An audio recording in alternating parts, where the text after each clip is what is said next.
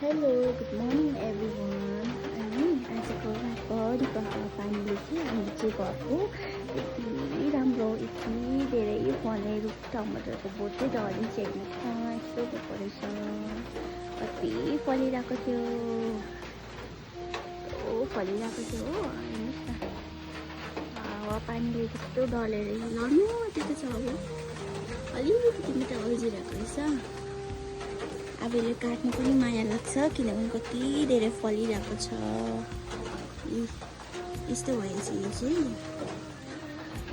झर्नु आँटेको छ।